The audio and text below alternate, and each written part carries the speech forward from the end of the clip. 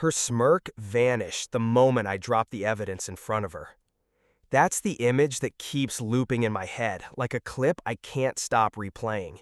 The way confidence melts when truth arrives. But before I get to that moment, I have to explain how we got there, because people always ask the same question when they hear a story like mine. How didn't you see it sooner? The honest answer is, you do see it. You just spend a long time telling yourself you don't. I'm Ian, 36. I manage operations for a regional supply company. Schedules, routes, the unglamorous plumbing that keeps trucks moving and stores stocked. It's not a job that gets applause, but it fits me. I like knowing where things are supposed to be and when. I like the satisfaction of a plan that clicks. Until the day my life stopped clicking. My wife is Kara, or was. We met 7 years ago at a friend's backyard cookout when the heat made everyone lazy and honest. She stood out in a simple way. No big entrance, no loud laugh, just a calm, bright presence. We built a life in a little Craftsman with a peeling porch rail and a neighborhood that smells like cut grass in the summer. For years, our rhythm was easy. We were that couple who didn't need to post about our love to prove it existed. Tension didn't arrive in a single scene. It seeped in like a draft under a door. At first, it was small stuff. She used to leave her phone on the counter, plugged into a charger that hung like a tail. Then it started traveling with her, face down, always within reach, like a pet you can't bear to let out of sight. Her laughter changed too. There was the warm, whole-body laugh she gave me, and then there was this new one I heard when she scrolled, short, private, like she was keeping the good part for someone else. I noticed the new perfume before she told me about the client rebrand that suddenly demanded happy hours on Tuesdays. It wasn't heavy, but it lingered long after she'd walked through a room. I told myself I was being dramatic. People try new things, people get busy. She works in events and marketing. The hours bend around the job, not the other way around. That explanation worked the first time she stayed late. It worked the 5th time. By the 10th, it started to feel like a script I was reading to soothe myself. I'm not the jealous type. I don't lock things. I don't scroll through other people's messages. I've always believed that if you need to police someone, the relationship is already on life support. So I did what I thought a good husband does. I gave space. I picked up the slack on dishes and laundry when she got home worn down by back-to-back calls. I made dinner.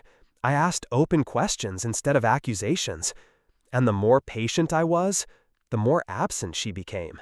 It got quiet. Not the peaceful after a long day kind of quiet. The dense kind. Like the house itself was bracing for an argument we never quite had. We'd sit on opposite ends of the couch, sharing the same show, and none of the experience. When we did touch, it felt like crossing a border. I stopped reaching for her as much because the flanch, even the micro one, hits harder than any no. There were tells if you knew how to read them. A new playlist on her phone, moodier, bolder, not her usual cotton candy pop. A gym bag living in the back seat when her gym was 5 minutes from the house. A hair tie on the passenger visor she swore was mine, which would have been a neat trick considering I keep my hair buzzed. She laughed that one off, and I forced a chuckle, because forcing things had become part of my job description. My gut started whispering before it ever raised its voice. The whisper said, "Something's off." It repeated itself in the grocery store when I stood staring at a shelf too long thinking about how she'd been all hands 3 Thursdays in a row. It echoed in the garage while I coiled a hose that didn't need coiling just to stall going inside. I wanted to be wrong. I prayed to be wrong. I agreed with myself that being wrong would still be better than becoming the kind of man who snoops and spirals. If you're looking for a moment that felt like a fracture, it was probably the Sunday we hosted her sister for brunch. On the surface, it went fine. Eggs, laughter, a tour of our half-finished backyard project. But I watched Kara tell a story I wasn't in. Not just that morning, her whole life. Every sentence was work colleagues, new clients, places she'd been without me. I was an extra in a movie we co-produced. I did what men like me do when a problem won't fit a spreadsheet. I became very competent at everything I could control. I rotated tires, I tuned the mower, I organized the garage into military neatness. If you'd opened a drawer anywhere in our house, you'd have found items nested like Russian dolls. The more ordered my environment got, the less ordered the feeling in my chest became. A friend, Nate, the kind who can read a room in a glance, asked me on a Wednesday if things were good at home. I said sure too quickly. He looked at my face longer than was comfortable and said, "Call me if you ever need help moving a couch." It was his code for "I've got your back, no questions." I told him we had no intention of rearranging the furniture. Around that time, the dreams started. Not nightmares exactly, just scenes where I'd look up and see Kara at a distance, talking to a man whose face my brain refused to draw. I'd wake with the taste of pennies in my mouth and a conviction I couldn't place.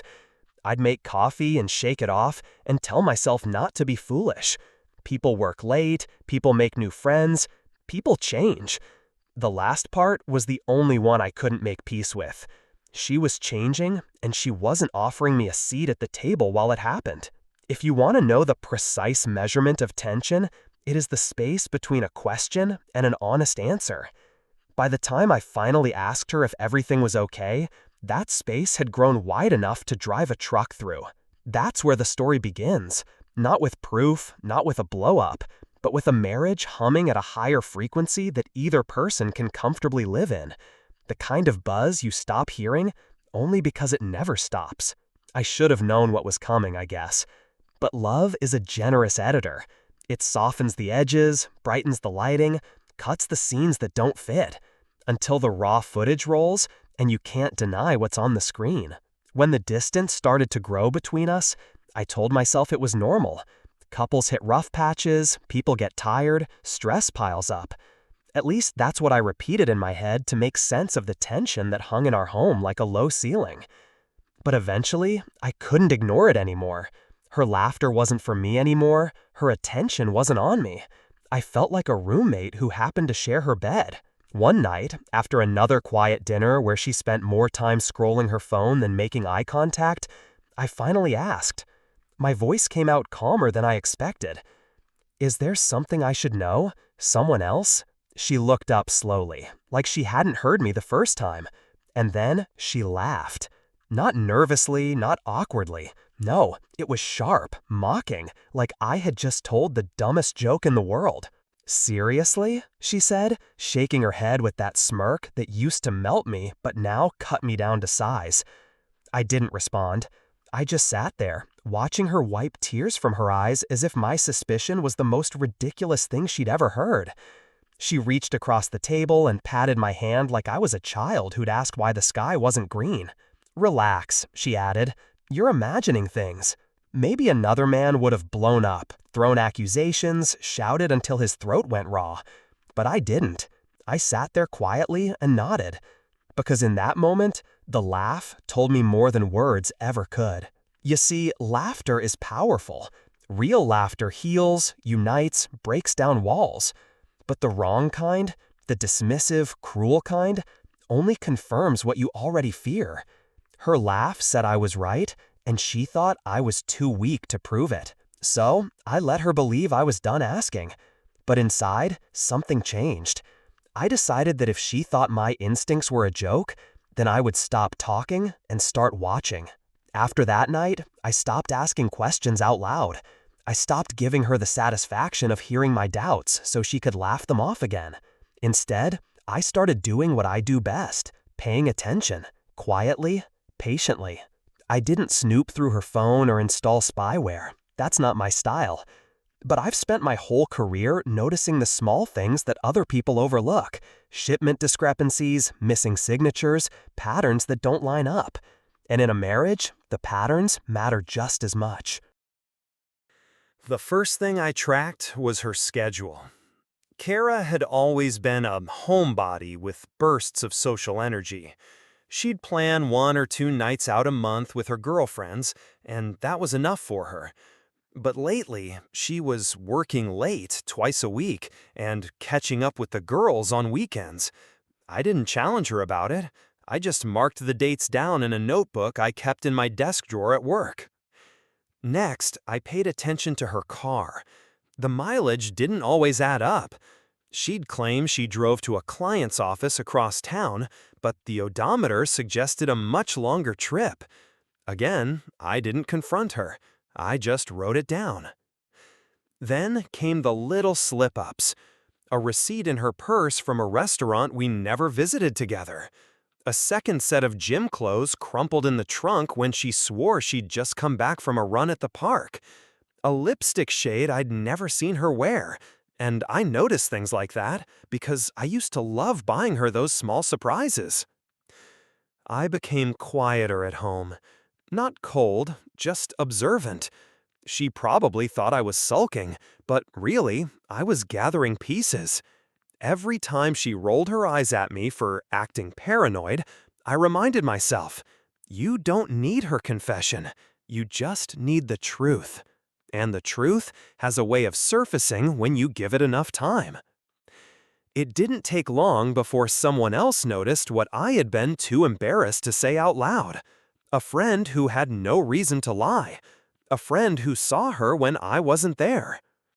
That's when suspicion turned into certainty. It happened on a Friday night, one of the many she'd told me she was working late. I'd settled into the couch with leftover pizza and a game on TV, deliberately keeping myself busy so I wouldn't overthink where she was. By then, I'd gotten used to her absence. It was easier to distract myself than to sit in silence imagining every possibility. Around 9, my phone buzzed. It was a text from Nate, the same friend who had once asked me if everything was good at home. Man, I don't want to get in your business, but I just saw Kara downtown. She wasn't alone.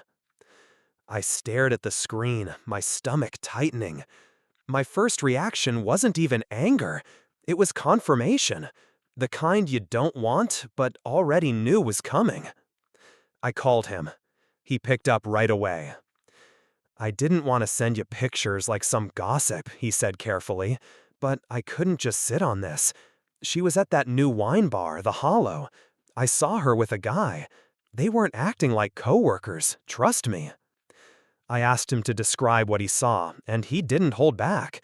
He told me about how she leaned across the table, how her hand rested a little too comfortably on the man's wrist, how they laughed like people with no need to hide. Nate didn't embellish, he didn't push, he just told me plainly. That's how I knew it was the truth. I hung up and sat in the dim light of the living room, staring at the muted TV. My wife wasn't working late. She wasn't with the girls. She was on a date, and bold enough to risk being seen. For a moment, I almost convinced myself to drive down there, to walk into that bar and make a scene. But something inside me stopped. That laugh she'd given me when I first confronted her, that cruel, dismissive laugh, played in my head again. If I stormed in, she'd twist it. She'd call me paranoid, controlling, jealous. No, I needed something undeniable, something she couldn't laugh off. And as if fate was listening, it wasn't long before Nate sent me a second message. This time, he hadn't just seen her. He'd snapped a couple of pictures before she and her coworker slipped away into the night. When the message came through, I almost didn't open it right away. My thumb hovered over the notification, my heart pounding like I was about to discover something that would change my life forever. In a way, I already knew. But suspicion and certainty are two very different animals. I tapped. 2 photos loaded. The first one was Granny, taken from across the street, but there was no mistaking her. Kara, in that navy blouse she'd bought for work, hair tucked back the way she does when she wants to look sharp but relaxed. She was leaning forward at the little patio table, her smile wide, her hand resting over his like they were in their own bubble. The second photo hit harder. They were leaving the bar, walking close, her arm looped through his. The angle wasn't perfect, but the intimacy was undeniable. She wasn't acting like a colleague with a coworker. She was acting like a woman with her man. I stared at the screen until my eyes blurred. It felt like standing outside in the freezing cold without a jacket, the kind of chill that sinks right into your bones and doesn't let go. My hands trembled, but not from shock, from anger, from humiliation, from the confirmation that I had been made into the fool she laughed at. Nate's message followed. "I'm sorry, man. I know this hurts, but you needed to see it." He was right. I did need to see it, because now I had what she could never explain away. No clever story, no smirk, no mocking laugh could erase the picture of her walking arm in arm with another man while I sat at home keeping our life together. I didn't reply right away. Instead, I saved the photos into a hidden folder on my phone. Evidence, proof, the kind that ends arguments before they even start. And then I did something she never would have expected. I stayed calm. I didn't call her. I didn't text her. I didn't show up at the bar. I simply waited. When she walked in after midnight with her usual excuse of the campaign meeting ran long, I didn't challenge it. I didn't even look up from the couch. Long day, she sighed, kicking off her heels, tossing her purse on the counter. I just nodded. Yeah, long day. Inside, though, I was already planning. Because now the game had changed. I wasn't just suspicious anymore. I had proof, and proof has power. The hardest part wasn't seeing the photos. It wasn't the ache in my chest or the humiliation in my gut. The hardest part was pretending I didn't know. Every time she came home late, every time she smiled at her phone, every time she brushed past me with the scent of that new perfume clinging to her, my instinct was to lash out, to demand answers. But anger, I knew, would give her an escape.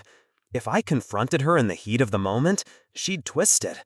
She'd call me paranoid again, maybe even flip the story, and paint me as the jealous husband who couldn't handle a confident, independent woman. I wasn't going to give her that satisfaction. So I made a plan. Step 1, patience. I went about my days as if nothing had changed. At work, I handled shipments, signed forms, smiled at coworkers. At home, I cooked dinner, folded laundry, asked her how her meetings went. I nodded at her vague answers and stored every detail away like a file in a cabinet. Step 2, control the setting. If I was going to confront her, it wouldn't be in a screaming match at midnight or in front of strangers. It had to be deliberate, quiet, undeniable. I decided on a simple setup. Dinner at our kitchen table, no distractions, no noise. Just her, me, and the truth. Step 3, timing. I waited for the right moment, the right stretch of calm where she wouldn't suspect a thing. In the meantime, I kept collecting pieces. Small lies, odd receipts, shifts in behavior. I didn't need more proof, the photos were enough. But every inconsistency was another nail in the coffin of her excuses. What surprised me most during that time was how steady I felt. The anger was there, simmering, but it had hardened into something sharper: resolve. I wasn't just a suspicious husband anymore. I was a man preparing to reclaim his dignity. She thought she had me fooled. She thought my silence meant she'd gotten away with it. She didn't realize that silence can be louder than shouting. Silence can mean you're simply waiting for the perfect moment to strike. And I already knew when that moment would come. I picked a Thursday evening, the kind of night she usually reserved for her so-called client mixers. She'd mentioned earlier in the week that she'd be out, so when she came through the door in her usual rush, already halfway into an excuse about how she needed to shower and change, I stopped her. "Don't make plans tonight," I said evenly. "I thought we could have dinner, just the two of us." She blinked, caught off guard. Kara wasn't used to me making requests like that anymore. Over the past months, I had given her more and more rope, and she'd run with it. Now I was tugging, and she didn't know how to react. I really can't," she started, fumbling with her purse. "It's important, work-related. You know how it is." I met her eyes, calm and steady. "It'll only take an hour. Sit with me." There must have been something in my tone, measured, final, that made her hesitate. She exhaled through her nose, clearly annoyed, but dropped her bag on the counter. Fine, an hour.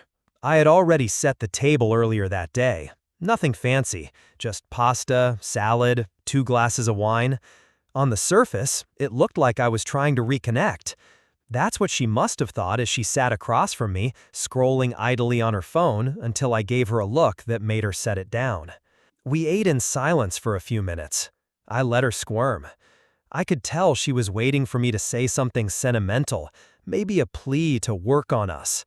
Instead, I watched her, the way you'd watch a storm cloud forming, knowing what's coming, waiting for the right strike. Halfway through her wine glass, I leaned back in my chair. "You know," I said slowly, "I've been thinking a lot about us lately. About trust, about honesty." Her fork paused midair. "Oh, God," she muttered with a laugh. "Is this another one of your suspicion talks? Ian, we've been over this. You're just—" I reached into my pocket, pulled out my phone, and slid it across the table. On the screen was the first photo. Her at the bar, leaning in close to him, smiling like she used to smile at me. Her laugh died in her throat. The sound of my phone sliding against the wood of the table was louder than it should have been. It cut through the silence, cutting through her casual smirk. She looked down, expecting maybe some silly meme or a receipt I wanted to question her about. Instead, her face froze. Her fork clinked against the plate as it slipped from her hand. She stared at the screen, blinking once, twice, as if maybe the picture would change if she looked long enough. But it didn't. It stayed the same. Her, leaning in with that smile, her hand resting where it shouldn't have been. I didn't say a word. I didn't need to. Slowly, she slid her finger across the phone, swiping to the second photo. That one was even worse. Her with him, arm looped through his, walking out into the night. There was no friendly colleague excuse strong enough to untangle that image. Her eyes flicked up to mine, wide now, her confidence cracking. For the first time in months, she wasn't smirking, wasn't laughing, wasn't brushing me off like I was a paranoid fool. She opened her mouth, closed it, then tried again. "I can explain," she whispered. "Go ahead," I said, my voice steady, almost cold. She stammered something about running into an old friend, about too much wine, about things looking worse than they were. But every word seemed to wither the moment it left her mouth. She knew it, and I knew it. Excuses don't stand up against a photograph. I let the silence drag on. She shifted in her chair, her hand fidgeting with the stem of her wine glass, her face pale. That laugh she once used like a shield, mocking, dismissing, belittling, was gone. And in its place was panic. "You've got it wrong, Ian," she said finally, her voice rising a notch. "It's not what it looks like." But it was. Exactly what it looked like. And for once, she had no ground to stand on. She kept talking, words tumbling out faster than her mind could shape them. "It's just, he's a friend from college, you know. We bumped into each other, had a couple of drinks. That's it. You're blowing this out of proportion." Her voice was trembling, but she tried to lace it with indignation, like I was the unreasonable one. That was her pattern. Deflect, laugh, twist the blame back on me. But with those photos between us, her tricks collapsed under their own weight. "A friend," I repeated evenly, pointing to the screen. "Do you usually hold hands with your friends when you leave bars at midnight?" Her mouth opened, then closed again. She tried another angle. "I'd had too much to drink. I wasn't thinking. It wasn't intentional." I leaned forward. "So what are you saying? That it was an accident? That your arm just happened to slip into his? That you just accidentally looked at him the way you used to look at me?" Her eyes welled, but there was no sincerity in it, just fear of being cornered. She grabbed her wine glass, drained it in one swallow, and slammed it down harder than she meant to. "You don't understand," she muttered. "You're never here, Ian. You've been so distant, so cold. What was I supposed to do? I needed someone to talk to." There it was, the pivot to blame. My supposed shortcomings, my distance, my failures as a husband. As though her betrayal was somehow my fault. I didn't raise my voice. I didn't give her the dramatic argument she wanted. I just shook my head slowly. "No, Kara, don't do that.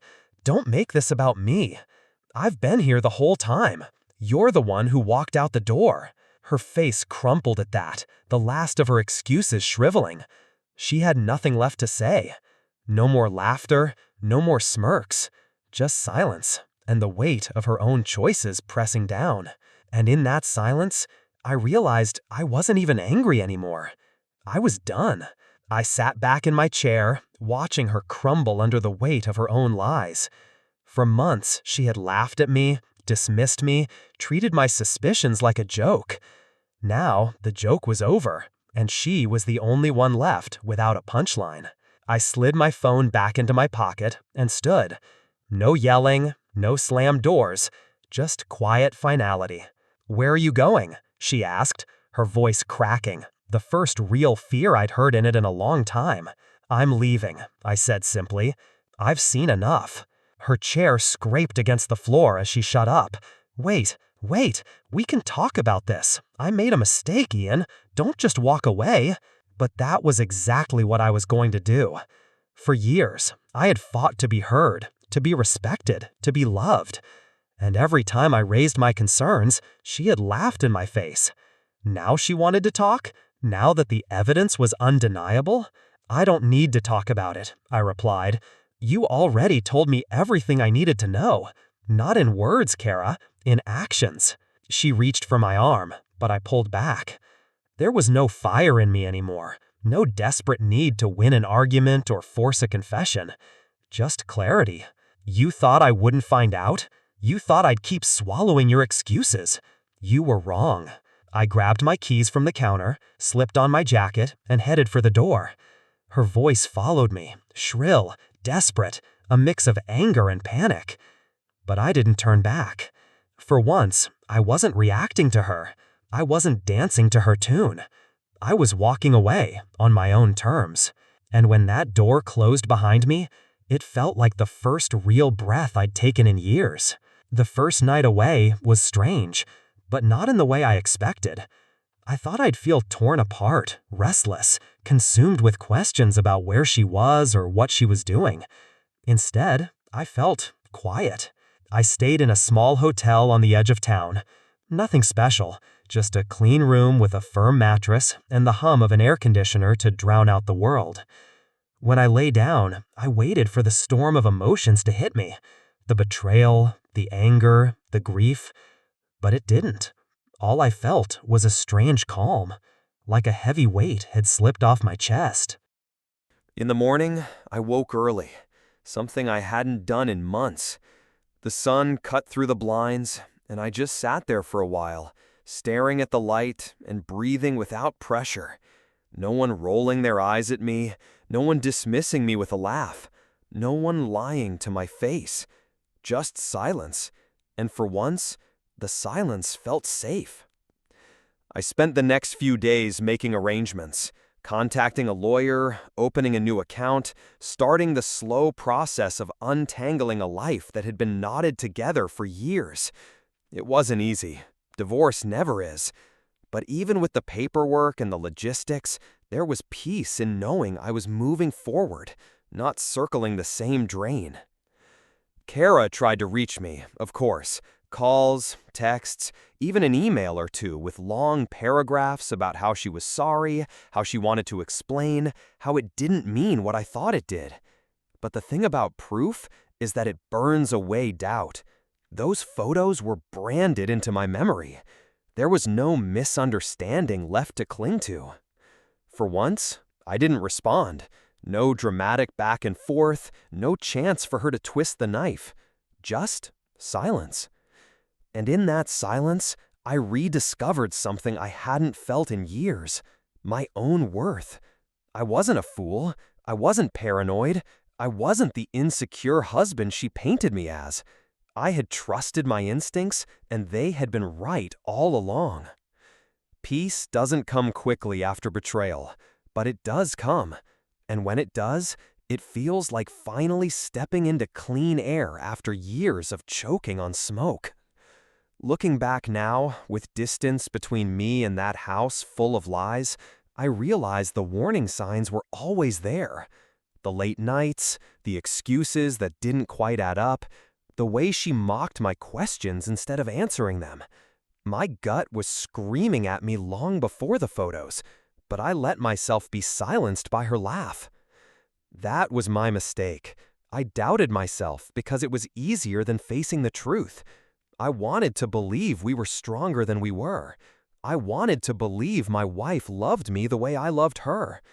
But ignoring your instincts doesn't protect a marriage.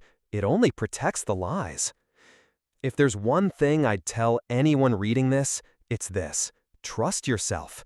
If something feels wrong, it probably is. Love doesn't dismiss your fears with a smirk. Love doesn't mock you for caring. Love doesn't make you feel crazy for noticing what's right in front of you. The photos were the evidence I needed, but my gut had already handed me the truth months before. I just wasn't ready to accept it. I'm ready now. I've moved into a place of my own, a small apartment without the echoes of betrayal.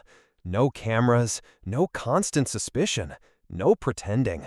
Just me learning to breathe again. And though the journey is hard, lawyers, paperwork, the quiet nights, it's mine. And it's honest. Kara once laughed in my face when I asked her about the truth. That laugh used to echo in my head like a taunt. Now, it doesn't haunt me anymore. It reminds me of the moment she lost me. So if you ever find yourself in my shoes, don't wait for undeniable proof. Don't let someone convince you that your instincts are paranoia. Pay attention. Listen to that inner voice. It may hurt to face the truth, but it hurts a lot less than living a lie. Because at the end of the day, evidence fades, but your instincts, they never lie.